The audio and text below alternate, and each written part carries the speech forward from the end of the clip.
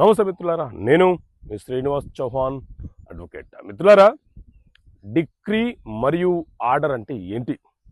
చాలా వరకు మనము సివిల్ కేసులకు సంబంధించిన విషయాలలో ఈ రెండు పదాలు వింటూ ఉంటాము. కేసులో ఆ వ్యక్తికి డిక్రీ వచ్చింది అని, కేసులో అతనికి ఆర్డర్ వచ్చిందనే పదాలను వింటుంటూ ఉంటాం. అయితే అసలు డిక్రీ అంటే ఏంటి, ఆర్డర్ అంటే ఏంటి?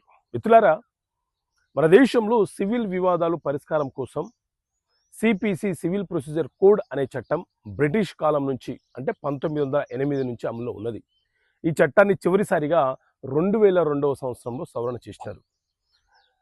ఈ చట్టంలో మనకు ఒక 158 సెక్షన్స్ ఉంటాయి. అందులోని సెక్షన్ 2 ఏం చెప్తుంది అని అంటే, తీర్పు అంటే డిక్రీ. ఏదైనా ఒక సివిల్ వివాదానికి సంబంధించిన కేసు సివిల్ న్యాయస్థానములో ఫైల్ చేశాక సివిల్ న్యాయస్థానము ఆ కేసుని విచారణ జరిపి వాదోపవాదనలు విని చివరగా తుది తీర్పు ఒకటి వెలువరిస్తుంది. దాన్నే డిక్రీ అని పిలుస్తుంటాము.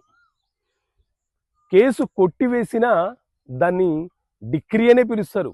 కానీ దాంట్లో అంటే కేసు కొట్టివేసినటువంటి డిక్రీలో ఎవరికి హక్కులున్నాయి అన్న విషయాన్ని నిర్ధారణ చేయదు, డిస్మిస్ చేయడం అనేది ఉంటుంది. ఇది డిక్రీ. మరి ఆర్డర్ అంటే ఏంటి అని అంటే, ఏదైనా ఒక సివిల్ కేసు మనం న్యాయస్థాన పరిధిలోకి ఫైల్ చేసినప్పుడు, అంటే న్యాయస్థానంలో ఫైల్ చేసినప్పుడు, ఆ కేసు న్యాయస్థాన విచారణలో ఉన్నప్పుడే మధ్యంతరంగా మనకు కొన్ని ఉత్తర్వులు కావాలని మనం న్యాయస్థానంలో పిటిషన్ ఫైల్ చేసుకుంటే న్యాయస్థానము అప్పటికప్పుడు మనకు తాత్కాలికంగా ఏదైనా ఒక తీర్పునివ్వవచ్చు. దాన్నే ఆర్డర్ అని అంటాం. ఉదాహరణకు మనము పర్మనెంట్ ఇంజెక్షన్ కావాలని కేసు ఫైల్ చేస్తే అప్పటికప్పుడు మనకు పర్మనెంట్ ఇంజెక్షన్ ఇవ్వడానికి రూల్ ఆఫ్ లా ఒప్పుకోదు, చట్టం ఒప్పుకోదు. కాబట్టి న్యాయస్థానము మనము టెంపరరీ ఆర్డర్ అడిగాము కాబట్టి టెంపరరీగా మీకు ఒక టెంపరరీ ఇంజెక్షన్ ఇస్తున్నామని చెప్పి ఆదేశాలు ఇవ్వవచ్చు. ఇది జడ్జిమెంట్కి, తీర్పుకి మరియు ఆర్డర్కి ఉన్నటువంటి తేడా.